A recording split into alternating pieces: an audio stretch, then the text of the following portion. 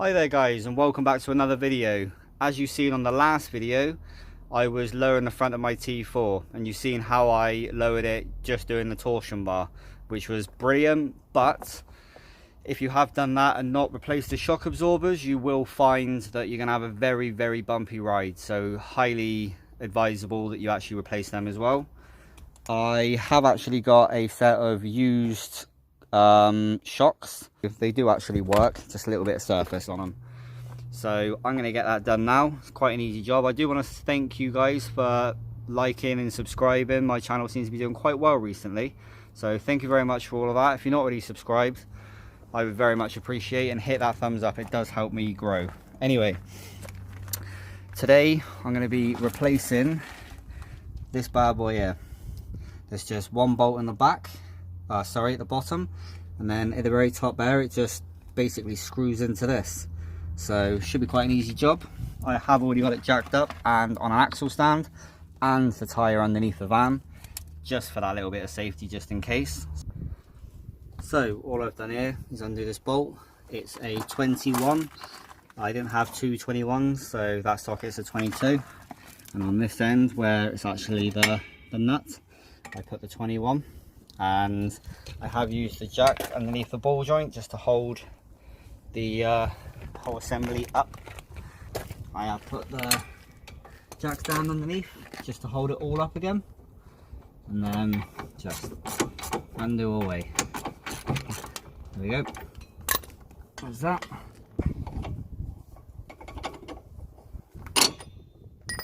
Just like that. That part is out.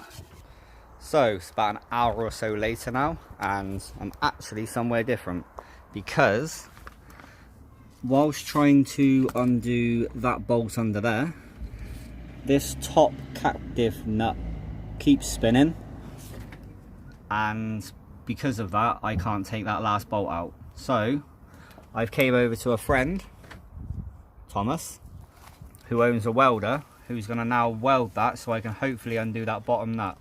So, and then I'll show you some more of how to actually do this.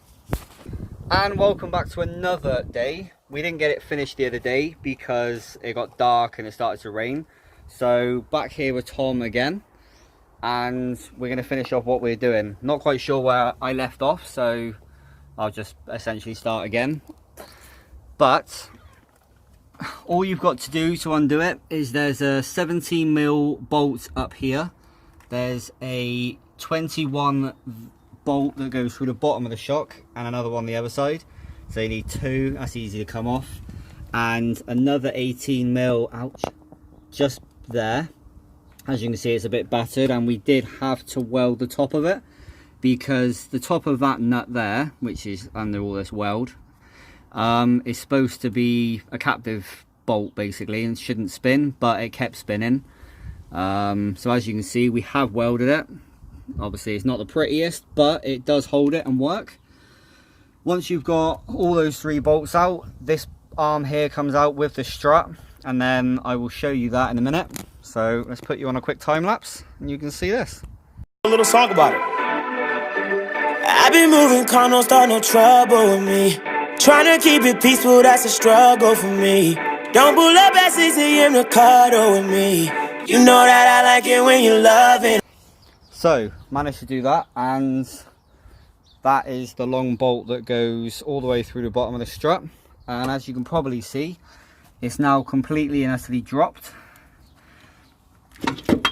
and then that is it removed. All we have to do now is remove that top bolt, which if I'm not mistaken was a 17, and then the strut will actually remove completely, and then finally replace it, the lowering ones. Right, so we finally managed to get this off completely, and what a ball ache that turned out to be. Had to use a 7mm small socket on the end of there. There's to hammer it on because we don't have the correct tool, and a 17mm spanner on the end of the nut, and finally managed to get it off. So now this is all off, you can take the top washer off, take the rubber thing off, and then you can then remove the actual brackety housing thing. This thing's now scrap. and then you can reuse the bits and bobs you've got. But as we found out, because we've just got back from the bolt man, is the bolt that came off of the original strut is actually too small. So we went and bought some nice new shiny ones, which do fit on lovely. So then we can replace all of this again. We will have to drill out this washer a bit because it doesn't quite go down over the threads. I need to drill out a little bit, and then put that bolt back on the top and wind it down so it's all nice and tight. Like I said, that washer will go back on the top, and then put this back in the van, do the other side, and should be sat a lot lower and a lot less bouncy, which would be lovely. And I think that'll be it. After I'll show you obviously once I've done it all and how it looks. That'll be it for this video. I will do the rear in a completely different video because this has been an absolute ball ache to do this, so I'm not doing it. But I will do the back, so the next video you see after this one will actually be of the rear suspension. So let me just drill that last little bit out, and I will get back to you once this is a bit more in the van. And there we go, just like that. It's all now actually in the van, everything's all tightened up and where it should be. It's not that hard a job. Technically all you actually need is a 17mm socket, a top nut. You need a 21mm spanner and a 21mm socket, or a couple of spanners, whatever, to undo the bottom bolt through the bottom of the shock. A 18mm to take the top bracket off. That's about it really. Obviously we had the issue where the top bolt just there was spinning, so we did actually weld this, but it's not actually that hard a job.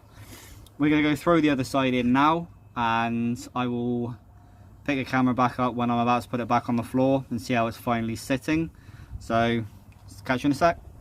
And there we go, only a couple of hours later. Like I said, we had to go get those extra bolts and dick around with the other side, but it is now fully done.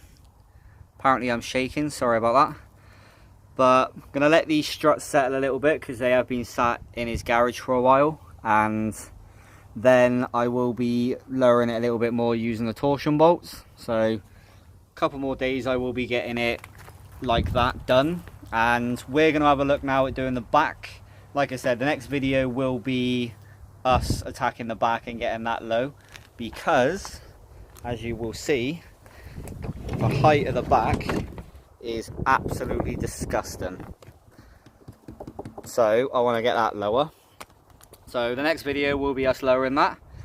Hopefully that video was helpful to you. If you want to see how to do the springs, if you want to see how to lower the front without doing the struts, go see my previous video. There'll be links to it in the description and everywhere else. If you like this video, please give it a great big thumbs up. If you're not already subscribed, go hit that subscribe button. Take it easy.